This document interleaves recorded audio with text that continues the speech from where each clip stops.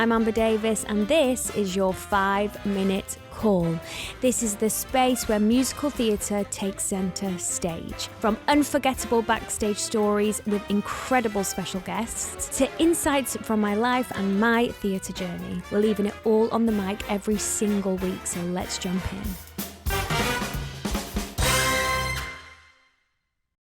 I have been so excited for you guys to listen to this conversation I had with Karis Anderson. She is electric and, of course, playing Tina Turner right now in Tina Turner The Musical. So I hope you enjoy. Okay, so I have 101 questions for this absolute powerhouse who is sitting next to me right now. It's Karis Anderson. Hello. How are you? I'm so good. I'm so honoured to be here. Oh, stop it. I'm a small fish, babe, compared to some of the people you got sitting Are you right kidding here. me? No, I'm not. But I'm, you know. Are you kidding me? Right, we have a little ritual on this show where I ask the guest to tell me what their pre-show ritual is. Ooh. So mine is meditating. I love that. But I meditate like at beginners. Let me not pretend like I'm meditating for half an hour. I put on, the calf comes. I'm usually quite chaotic. I like a really tidy space, but my mind is chaos all the time. So I'll either put some Tina on or put some Friends on. Okay. One or the other. Extremes. Yeah. Get ready. I don't really like loads of people in my room before the show. Each to their own. Yeah. But I like Zen, focus. And then the 5 comes about. As we know. And I get ready and then I get on stage and I sit. The show starts with like some stairs on stage. And I sit on the stairs. Everyone's like running up and down the stage. And you're just like... And I'm literally sitting there, Namyoho Renge Kyo. I like that. Yeah. So you don't run any lines or anything? No, I just listen to Tina sometimes just to get some, Clicking. Some Clicking little into it. Spirit into me. I love that. I love that. Yeah. I'm more of a... Okay, what's this line? Really? There's a few lines when I'm doing Viv that I have to do before going on. Still to this day. She has like word vomit at some point. Right. So I have to get that Yep. out. Okay, can we start with Stooshe? Yes. I mean, Black Heart.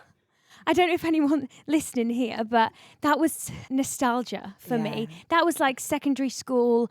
Heartbreak. My first heartbreak ever, got me through it. And now you're sitting right next to me. Like, how did that come about? It genuinely feels like a whole lifetime ago now. I can imagine. I got in the band when I was 20, 21. Young. Like nearly 15 years ago. 14 years, so strange. Yeah, I had a call from a lady who I used to go to the studio with. Okay. Random call. I was like outside a club on New Year's Eve. Like, hi babe, you still singing? I'm like, yeah. Do you want to be in a band? Go on then. Like, it was literally like that. It's a casual. It's a mixture between Bruno Mars and the Spice Girls. I was like, I'm in. Yeah, and that was it. And then we shopped at all the labels. Shopped at where we are here. Also. Yes. We were just so lucky. We wrote the album, recorded the album, shopped it to labels, had like all these big dogs like wanting to sign us. And we was like, is this actually happening? We're like 3 girls from South London who like bunk trains to get to the studio. And now I'm literally like, Simon Cowell's like, name your price. I'm like, what the hell? What the hell? I know. Was it like, did you have a feeling something like that was going to happen to you? Yeah. You did? Yeah. I love that. Because you're into manifestation, aren't you? Yeah. Okay. Big time. Yeah. Like I can't wait to like have kids and teach them it. Do you know what I mean? Yeah. It's so important, and it's so important that we understand how powerful our minds are, and how, like, my slogan is words are spells, words are spells. Yeah. I'm so careful about what I think and say now because I don't want to attract. You attract it, yeah exactly. So I've always said that I wanted to be in a girl band. You knew. Yeah, I was like, I'm going to be in a girl band. I think I've had like 2 9-to-5s, lasted about 3 minutes. I'm so bad. It's not for the weak, is it? Get me on the stage and give me a microphone, even though I could barely use this. But I'm an artsy, creative babe, you know? Yeah. I'm more than in awe of everybody that can do the 9-to-5 because it is actual real hard work. It is. But I can't do it. I can't focus if I'm not creating. So I just always knew I would do something in terms of being in a band, being in a girl band. And I also always knew that I'd be in musicals, but I didn't even know how you were going to get there. Yeah. So I just trusted the journey, you know. And so I've swayed way off. Black Heart. Yeah. Yeah, sorry. So that was like our biggest hit. Yeah. And co-written by Shaznay Lewis from All Saints. Oh, really? So random. Also another little fact. Yeah. That is crazy. Yeah. And yeah, it just blew up. It went viral on TikTok like the other day. Yeah, and I was like, what's going on? Oh my gosh, we'll have to do the TikTok. Yeah. But I just feel like everybody knows the song. Yeah, I think more people know this song than they know us. Like, we're just some girls that sang Blackheart. Like, who's Stooshe? Blackheart. Oh, If yeah. you're like, do you remember Blackheart? Yeah, Oh, yeah. of course. I'm just grateful, you know. It's a and that beautiful time. world at the age of 21, like mentally, physically, like what was that like? I'd love to just experience it for one day. Do you know what I mean? Do you know what? I think I didn't experience it as heavy as I would if I was maybe a solo artist. Okay. Because we was literally three girls. Three girls. Tina's coming out. Yeah. 3 girls who used to sit literally together. Like, it was just us 3 in a bubble. Yeah. So we never really like broke from that bubble. If we went out, we'd just be like little hermits in together. Yeah. So we didn't like that. A lot of people have these like bad experiences because they've had like one-on-one, you know, experiences with people. We were just in such a bubble. I'm still in a bubble now. Like my friends call me like a fairy. Like I stay in my little bubble. And I'm not like affected by things. I'm happy. You know. So we like sisterhood. Yeah. All got on. For sure. Like we was completely different. It was like a real family. Completely different girls, all together. We loved each other for who we were, and we just kind of stuck together. So I didn't have this massive experience outside in the world of music even. Yeah. I experienced it, but I was just felt like I was having the best time with my besties. That's how that was my experience. You know? I love that. And then why did you guys come to an end? Because I didn't want to read into anything. I thought I want to hear it from the horse's mouth. I don't even think people even know like the real true story. So this is an exclusive. Oh my gosh. Was there drama? Let me explain. Okay. So there wasn't really drama, never between us, and never between us and the record label. We were signed to Warner Music in the end. That's who we went with. But we signed a 360 deal, which is when you sign to your management. So you sign like your whole life away to your manager. Okay. And then they sign you to the record label. So essentially they are in control, right? Very dangerous deal. And now people have their own record labels and they, you know, doing things direct, and it's beautiful to see. But back then, as a pop artist, you're signing 360s. Okay. So we was just always under the shelter, whereas a lot of people go into offices on their own and making big decisions. We never had that. No. We was like, okay, what we doing today? Like, what we singing today? What we wearing? Yeah. So naive. So anyway, our manager, she's so beautifully creative. She wrote most of the music. Amazing. But she was just too close to it. Do you know what I mean? She was too precious with it. And I think she was scared of any little thing going out of her perspective of what should happen for us. And we just clashed on a few things. We went to, just after Blackheart, after the album came out, we went to LA. We was about to sign to Sony BMG. Like, literally about to sign the biggest deal of our life. And we walked into the room to do a showcase for them. When we walked in to get changed, we had on like basketball jerseys and, you know, Air Force, just our casual outfits on. And we got changed into these outfits that we really didn't want to wear. They were so random. We had like spikes on, like. Okay, there was a narrative there, yeah. So we walked in and Sony, they was in front of us and they was like, why did you get changed? You look so much better before. And we was like, we were told to get changed. Yeah. Like. And we got bollocked for saying that we was told to get changed. Okay. And our manager left us in LA, cancelled the deal. We had a meeting with Dr. Luke the next day. She cancelled that. She cancelled everything. And she literally ignored us. And she sent a lawyer saying, I will no longer be managing you. You've embarrassed me. So literally, we lost our deal. We lost everything. And we was like under a rock. Social media, she took everything. So it was literally like just got stripped from you? It just got, over no real reason. It was just, you know, messed up the biggest thing for all of our lives at the time. And hers. Just because of like ego and, you know, but it happens. Forgiveness has happened. To happen? It was meant for me personally. It was so meant to happen, you know. It was scary at the time because I was like, what the hell are we going to do? And we tried again. It didn't really work. And I was like, wow. But I never like backed down and said, I'm just going to go to like a plan B or another job. I was just like, keep driving, something will happen, you know. This has happened. Yeah. Where's it going to take me? Yeah. Rejection's literally. redirection, isn't it? Ooh. But I just feel like you've worked so hard, you've just made it so big in the UK, and then it's like, how do you navigate that in your mind? I think I didn't even, again, because we didn't get swept away with that we're so big thing, I was literally, we're very normal. Like, nothing ever really changed about who we were. So I didn't really feel that drop. Just, do you know what I mean? Yeah. Because we didn't even think we was that big. We were just like, we're having a lovely time. Woohoo. Like your feet were always on the ground. Woohoo. We did this, we did that, you know. But my feet were on the ground. And I think that allowed me to just stay grounded and just keep pushing. We had a new manager at the time, Vivian, lovely, lovely lady. She introduced me to my agent. Okay. And she just said, babes, you got the voice, you can do this. Like, have you ever thought about musicals? And I'm like, yeah, I want to do it, but I don't know how. Literally walked into my agent and was like, just believe in me. I don't have any formal training, but believe in me. But you did go to Brit. I went to Brits, yeah, but I didn't do dance college. I didn't do a lengthy acting course or anything like that. I went to Brits for dance for 2 years and then music for 2 years. Okay, so you did technically I have something, train. yeah. But I sit amongst like everyone else and I'm like, my leg is like here and there. You know what I mean? But, you know, I'm going to give you a single pirouette. Yes, it's a single, babes. Yeah. You know? But I had, I guess, the foundational trainings. Yeah. But I still had a bit of an imposter syndrome when I came into it. How weird is that? That's come up twice for us today. Oh, it's real. One of the listeners said, can you ask your guests, do they get imposter syndrome? Yeah. It's only now, even last year I had it, but it's like, in like 7 years, I'm still a newbie really in the musical theatre industry. And it's only now that I really feel like I belong and I deserve to be here. Wow. And it's such a strange feeling.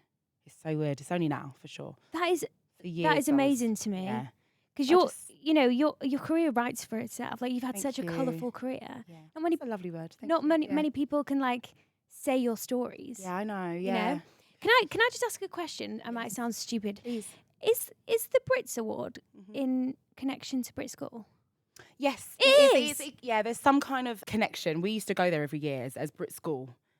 So yes, it's maybe under the same corporation, but don't quote me, but it is something to do with it. Yeah. I did think, and I thought, who's the best person to ask? Yeah. Someone who's been nominated for a Brit and been to Brit. It is. I don't have as much information as I should, but yes. Yeah, it's a nice collaboration because it gives the young people, you go there and you're like looking around and it's amazing, you know. It's a beautiful experience. Yeah, I've never been to Brit School. I've been to the Brits. Yeah. I vaguely remember it because obviously my tradition is I just got drunk at everything. One sip of champagne and I'm gone. It's a fun night. Yeah, it is. It's a fun night, yeah. Now it's time for a quick interval. Go and powder your noses and we'll see you in 2. First, I want to ask, when did you discover your voice? When I was young, like maybe 13, 14, I just started doing like competitions. I just thought, I can sing. Like, I should just start doing something, local competitions. Okay. I had a really lovely vocal coach in Brit School. I had like Adele and Jessie was in the year above me. It was a really good time. I mean, quality comes from that school anyway. Yeah. But I was just surrounded by talent. And I think that forced me to just keep doing better and better. And the voice is a muscle. Like, you can get better at it every single day.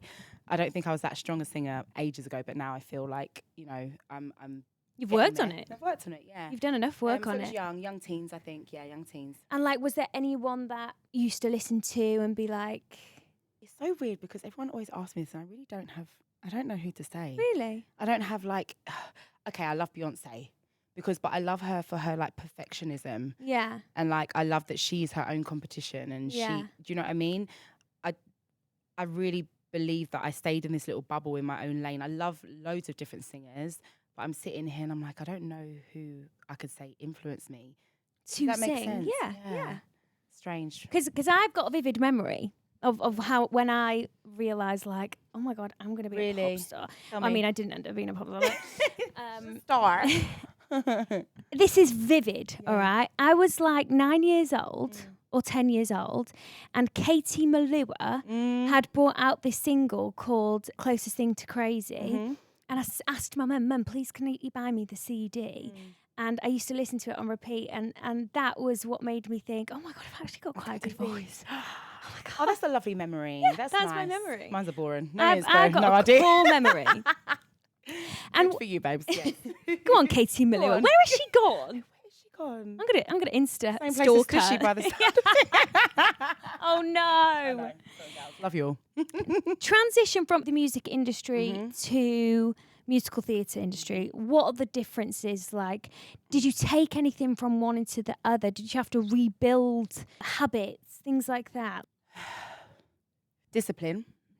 You have to be disciplined in both. They're very different, like worlds apart. Do you know what I mean? Yeah. Because doing musicals is kind of like a creative 9 to 5. Let's not get it twisted. Yeah. I think people think that, you know, you're doing like, you're on the stage and you're essentially, you know, the star of the show possibly. And, you know, you're doing this thing that influences thousands of people every day, but it is still the same thing every day. Yeah. Do you know what I mean? So it becomes different. A job very quickly. It is, yeah. It's a job. If you don't, I really try to keep it fresh every show, and obviously do different things for myself without throwing the whole show. Yeah. But the difference is, I think you're still able to show up and be creative, but I think they're just completely worlds apart. They're so different. You're acting. I've got, I'm in a box essentially.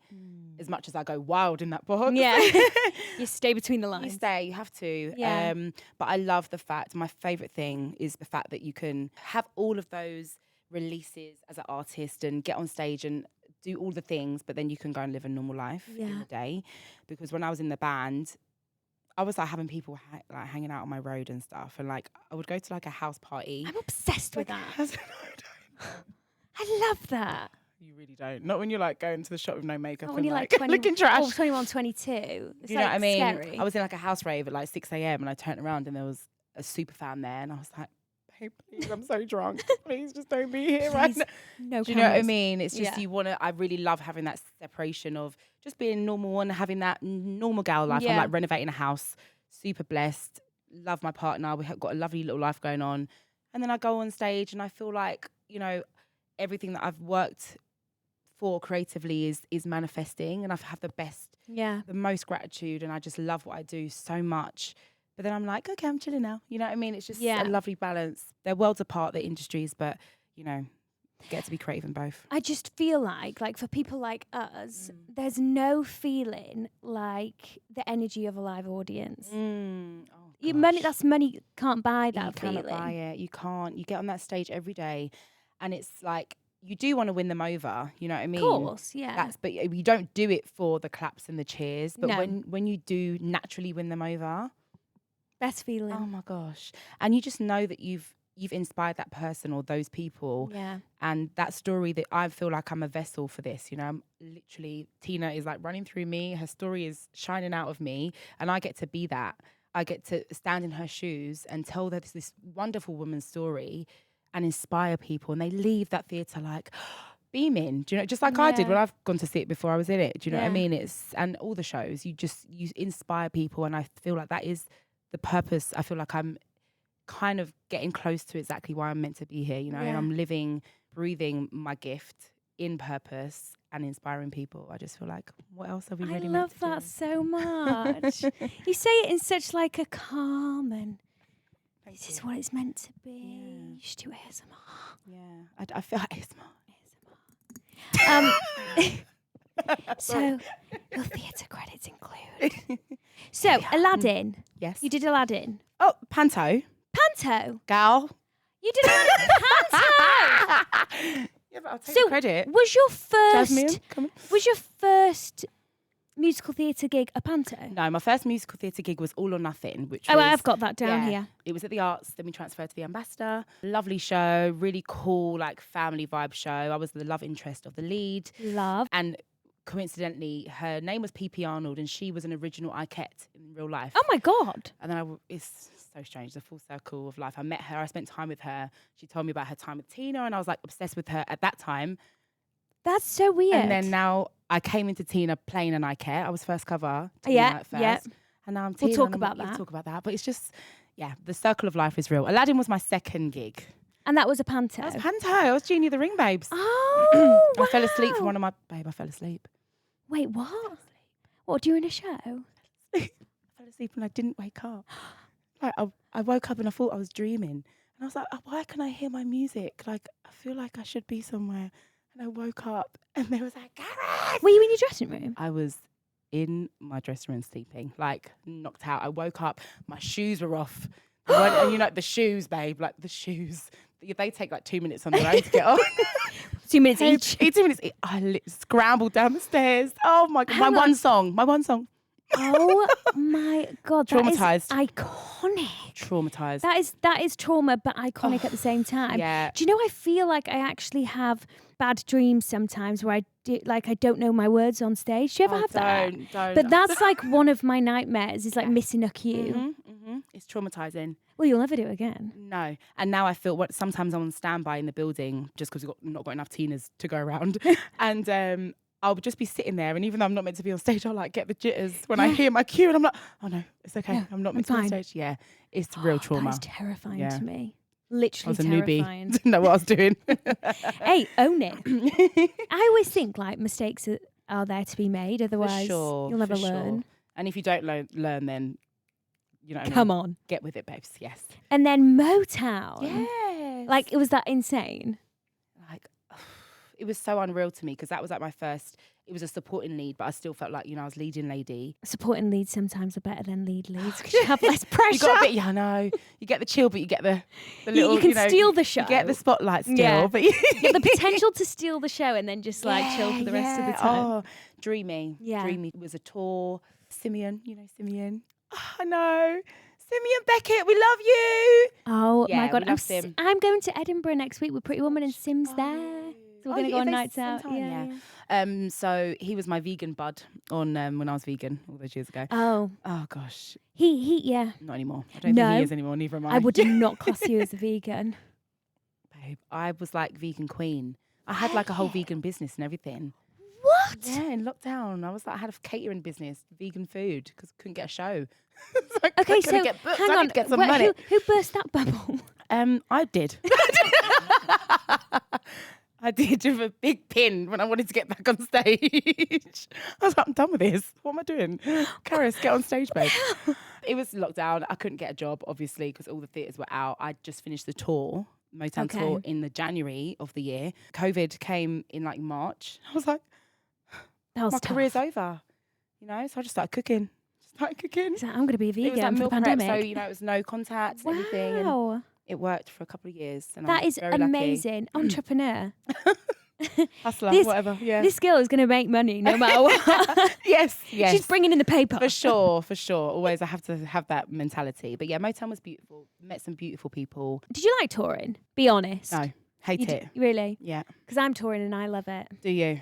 I think you either love it or hate it. I think if I was single and like, maybe just single. If I was single at the time, I would have been like, woo!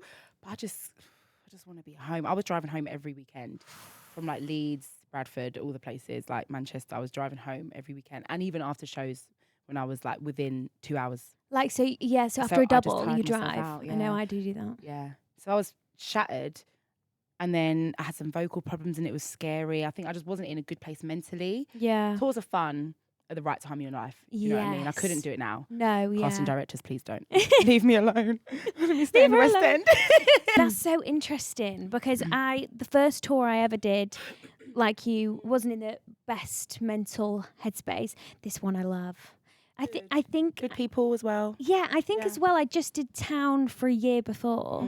And I always thought I liked a routine, but the older I'm getting, I feel like I need fresh. I want fresh theatres. I want new sounds, new audiences. Maybe it's just like helping me. I don't know. Everyone's different. Everyone is different. Things. Yeah, for sure. Each to their own. You're now Tina Turner in Tina, the musical, right? Iconic. Crazy. I mean, I feel like you could just stop there and you'd be happy. Babes, what do I do from now? Like, really, I keep thinking, okay, this isn't going to last forever, Oh, baby, we're fine. And I'll be fine. But it's just like, what? Or do you challenge yourself to do something like completely different? I think this is what I need to do. Because, I played Diana Ross and I played Tina Turner. There's so many roles out there that aren't, based on true life stories or more acting roles or, I would love to do something different. Like, would you ever do a play, be honest? No. Do you know what? That was such a quick answer. I was like, be honest. No. I think you have to be a certain like caliber of person to like do a play 80 shows a week. Yeah. I'll just start. I'll just break out into song like I can't. Your monologue will be turned into like a whole. It would get ballad. It would. I just can't contain myself. I'm singing. I just have to sing. So cheesy, but yeah. Who knows? Who knows, right? You never know. But I know my gift, and it's singing.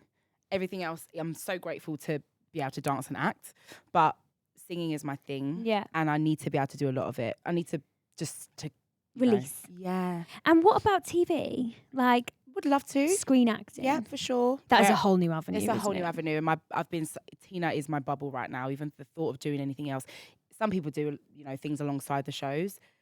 That's not something you can do with Tina. She takes it out of you. Yeah. It's probably one of the most demanding roles in general. Oh yeah. In terms of performance all rounder. I think she even exceeds Elphaba. For sure. And I'm with Emma Hatton at the moment, who's oh my god, yeah, she's great to be able to bounce off of. Yeah. She's my Rhonda, who's my manager in the show and bestie in the show, and we've definitely taken that relationship off stage. Elphaba's a big sing, and just a big performance and a big show. But Tina's energy, babe, from start to finish. There's no you're getting change on stage. Do you know what I mean? She gets about 2 minutes to herself. Really? So are you on stage for the... Can I just say, this is so bad, I actually haven't seen Tina yet. Well, now you can come and see me. Now I can come, and then I can come and see me in your dressing room. Yes, please, yes. So is it non-stop, 2.5 hours? Non-stop. We have a little glimpse of the end. We kind of flash back from the end of the show to the beginning, which we show her in Rio. I think it's 1988. About to do her performance. And then we go back to when she was 15, 16 in Nutbush. And we take it way back and we show her whole life. But from I come back after getting changed out of Simply the Best to come back to Nutbush, it's on stage or in the wing doing a 30-second change. Oh my God. And do you do 8 shows a week? No, 4. I know. Blessed. Don't, babes. Why do you think I'm like, what do I do from here? Did you sort that out? No, but why do you think I'm like, what do I go from, where do I go? I can't leave. You do 4 I can't ever leave. shows a week? There's 2 Tinas. 4 shows a week. I know it's actually a dream. I feel physically sick. I know. Core. Sorry. I'm sorry. I do 8. I know, babe. I know. I did iCare. I started as iCare and I did 8. So and that well, was we high need to talk about that. Yes, so yes. Firstly, you were iCare and your ensemble, and then you moved up to cover. I started as cover also. Oh, so you covered. I came in as first cover, Tina, and iCare at the same time. Yeah. Okay. And I went on 2 weeks in. Oh wow! Did you? Yeah. Just throw her on. She's ready. No dress, no tech. Yeah. It's the best way to do it, I think. Rip it off. Rip it off. Rip it off. Just do it. Yeah. Go with your instincts. Exactly. In my head, I was Tina. Really? Yeah. Because like I said, I was manifesting it. I had a picture of a previous Tina and the creative team that I saw on Instagram. And I just saved it 5 years ago. Right. It wasn't Adrian Warren. It was somebody else. I can't remember. And I was like, I will be Tina. I will be. I don't know how it's going to happen, but I will be. So even when I started as iCare, I knew the team. They was like, how do you feel about this? How do you feel about doing ensemble? And I was like, fine. This is where I'm meant to be. I don't think my voice is even strong enough to tackle Tina yet.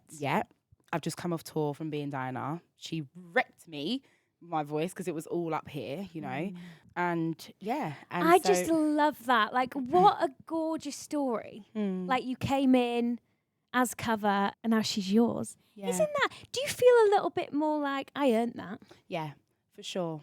And I think that's where that imposter syndrome kind of went away, because I feel like whether I believe that I should be here or not, at least I worked for it. Do you know what I mean? And I feel like I'm exactly where I'm meant to be. I've had a very similar history. I've had a history of abuse like Tina, everything, I was in the music industry while I was going through it. It's just, I feel like it's like my therapy. I come off stage but I feel like I've also had a really calming therapy session also. Do you know what I mean? Yeah. It's like it's a dream. I'm healing. I'm healing while I'm in every day, every single show. I find a different way, and that strength that she has, I didn't have that. Do you know what I mean? I didn't have that strength. So to have that now and relive some of the relationship, characteristics, unfortunately, that I've had. Yeah. To then have the outcome that Tina had, I'm living through it, just like she's living through me, literally, and it's just a beautiful thing. And as well, I just feel like talent can only take you so far.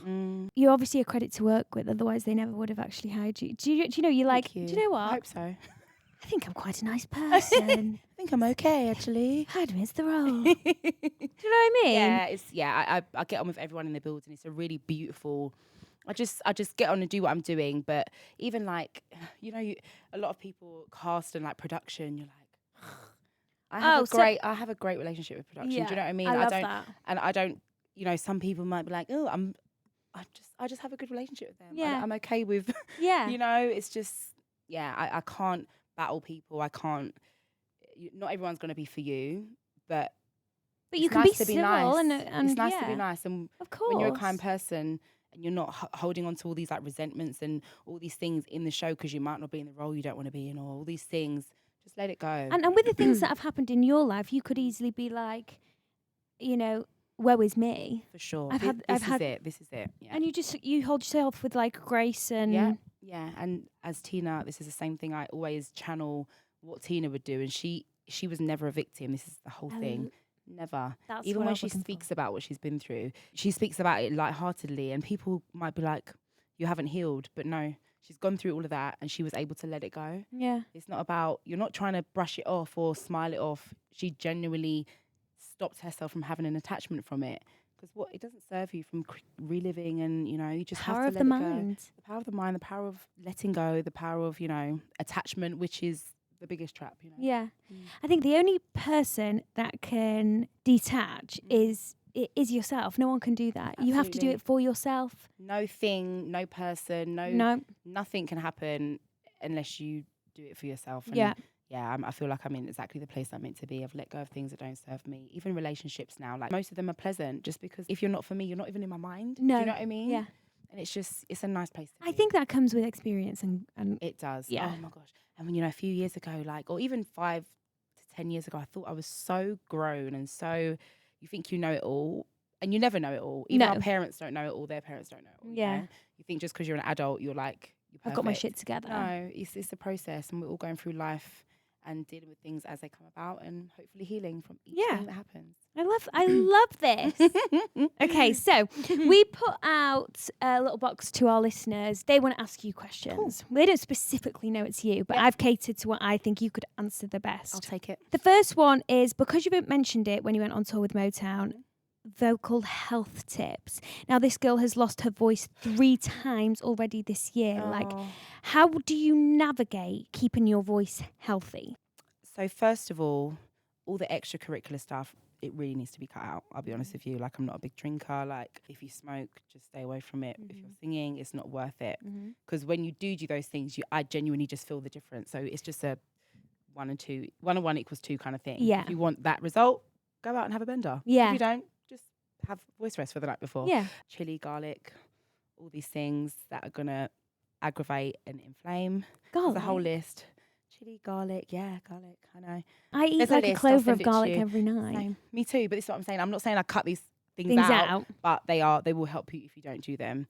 And just voice rest, like the power of resting your voice. Talking is using your voice. And they say don't whisper either, do they? It's like worse. Yeah. I know, I've heard that. And just singing from here and not here. Yeah, breathe. There's so many things, just control and singing with correct technique. Because when I started Tina, I was like, ow, ow, every little thing. And it was like vocal problems all the time. And now I can sing it with ease. I found the growl without it being damaging to my voice. Wow, I love that. I'm like, I want to go again after the show. No. So just, rest and diet. What's your thoughts about steaming? Yes. You a steamer? Yeah. Not maintenance. When I get it bad, I then steam. I don't maintain really bad. No. So you're not a steamer every day type No, gal? I'm not, but it's great. I'm not. Yeah. I'm an advocate for it. I just don't do it enough. Straw. Yeah, straw. Yeah. How do we explain? Put a straw in some water. Put a straw in some water, blow bubbles. Imagine your straws in your mouth and just like controlled breathing. Yeah, controlled breathing. Yeah. And then the other thing that I ordered, what's that called?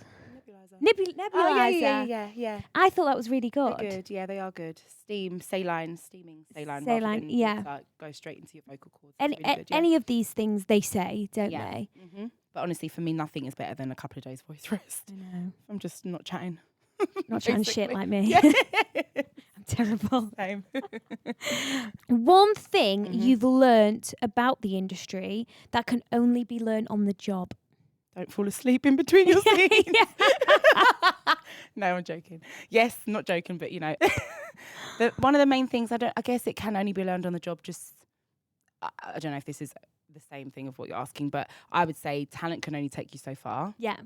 Being kind will take you way further. Everywhere. Literally. Yeah. Both of those will take you further than talent can get you in the door, but how can you stay in the door? Yeah. How do you stay in the building, And I do think as well, like, being a good leading lady is a thing. You have to How take. long have we got? Because yeah, I could chat all day about this. it's now. like the energy in the theatre does depend on you. How you bring everybody together. How you start. You learn that on the job. Absolutely. That is probably more important than everything. Yeah. If you are a leading lady, the responsibility isn't just going out and doing the show. No. It's morale. It's, you raise everybody else up to your level of performance. Mm-hmm. So I just always give 120% because I think for whatever I have that day, Yeah, exactly. Every day is not going to look the same. No. But if I don't give that, then nobody else is going to show up with that energy. And I think it's a big load that you carry. It's a blessing, the biggest blessing, but it's a very heavy load. And I think it's, as ensemble, sometimes you forget how much that person is giving you. And sometimes, you might not get it back on stage, but it's an energy exchange, isn't it? It is an energy exchange. We have to show up. Yeah. And that's we it. do. We have to show up.